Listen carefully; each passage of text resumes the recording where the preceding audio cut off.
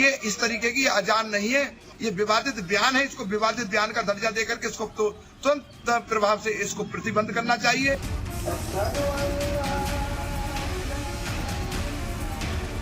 ये सियासत फसादात की और कब तक रची जाएगी? हमको बेबस किया जाएगा, उनको तलवार दी जाएगी। इस्लाम में नमाज पढ़ने से पहले अजान दी जाती है। अजान का मतलब होता है नमाज के लिए आवाज देना। दिन में 5 बार नमाज होती है और हर नमाज से पहले मस्जिदों से अजान होती है। लोगों को इत्तला दी जाती है कि नमाज का वक्त हो गया है। लेकिन मस्जिदों से होने वाली इस अजान पर ही अब घमासान छिड़ता दिख रहा है। पहले अजान की आवाज पर सवाल उठ रहे थे, अब तो कुछ जगहों पर नमाज पर बैन लगाने तक की मांग कर दी गई है। माइक लाके बड़े बड़े जोर से फुल स्पीड में ये अजान लगाना, और विशेषकर संबल धार्मिक नगरी है, अजान लगती है कि अल्लाह के अलावा दूसरा कोई पूजने योग्य नहीं है, बाकी सब काफर हैं, अल्लाह ही पूजने योग्य है। ये इस तरीके की अजान नहीं है, ये तो इबादत नहीं है, ये तो विवादित है। ये विवादित बयान है। इसको विवादित बयान का दर्जा देकर के इसको तो तुरंत प्रभाव से इसको प्रतिबंध करना चाहिए।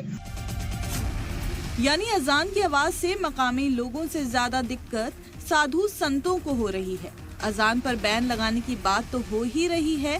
ब्रह्मचारी संत आनंद महाराज ये भी कह रहे हैं कि जो अजान दे उसे सजा भी मिलनी चाहिए। ब्रह्मचारी संत आनंद महाराज ने सरकार से मांग की है कि अयोध्या, काशी, मथुरा और संभल समेत सभी मजहबी मकामात में मस्जिदों से अजान पर पूरी तरह बैन लगा देना चाहिए। धार्मिक नगरियों के अतिरिक्त भी हमारी सप्त नदियां हैं, सप्तपुरियां हैं, और सप्तपुरियों के अतिरिक्त ये संभल है, विशेष करके ये तो हिंदुओं का विशेष तीर्थ है।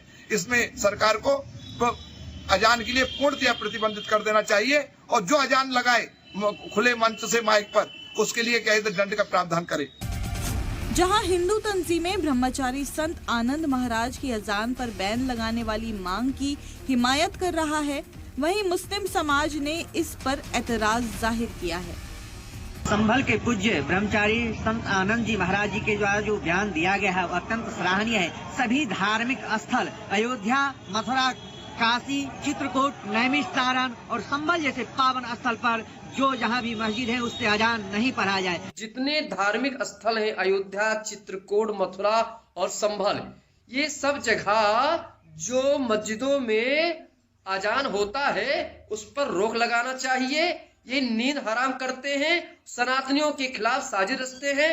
धार्मिक तीर्थ स्थलों में न सिर्फ इस प्रकार के इबादत जो पॉल्यूशन को जन्म देते हैं उन्हें प्रतिबंधित करना चाहिए, अपितु अयोध्या, काशी, मथुरा और संभल जैसे हिंदुओं के प्रमुख धार्मिक स्थलों पर गैर हिंदुओं का प्रवेश भी प्रतिबंधित करना चाहिए। उसी प्रकार से जैसे मक्का, मदीना और काबा में 40 किलोमीटर के अंदर गैर मुस्लिमों की एंट्री प्रतिबंधित होती। मंदिरों से हमारे चाहे मथुरा हो, चाहे काशी हो, चाहे अयोध्या हो, चाहे वृंदावन हो, जितने भी धार्मिक स्थल हैं वहां से अजान और नमाज की जो आवाजें हैं, इनके जो हार्न के साउंड हैं, इनको बंद किया जाना चाहिए।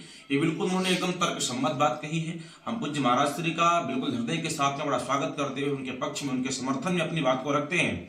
जो व्यक्ति हमारी मानस के पाठ को नहीं सुन सकता, जो व्यक्ति हमारे जयकारे को नहीं सुन सकता, हम उसके 5 समय का अजान, 5 समय का नमाज कैसे सुन पाएंगे।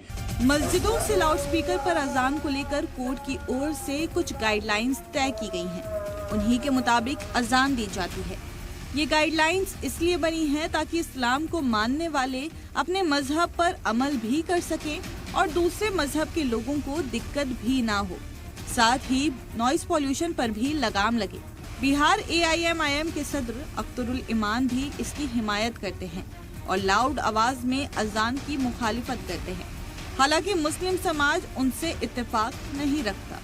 मुस्लिम इबादत के एक बड़े हिस्से और पाकीज़ा अमल अजान के ताल्लुक से मैंने सिर्फ इतनी बात कही है कि अजान लाउड स्पीकर पर देनी चाहिए, आवाज उसकी मुतदिल होनी चाहिए। हिंदुस्तान अपनी गंगा जमुनी तहजीब के लिए जाना जाता है। यहाँ मस्जिदों से अजान तो मंदिरों से कीर्तन की आवाज सुनाई देती है, लेकिन अब इन आवाजों पर ही घमासान छिड़ता दिख रहा है। ब्यूरो रिपोर्ट, सलाम TV।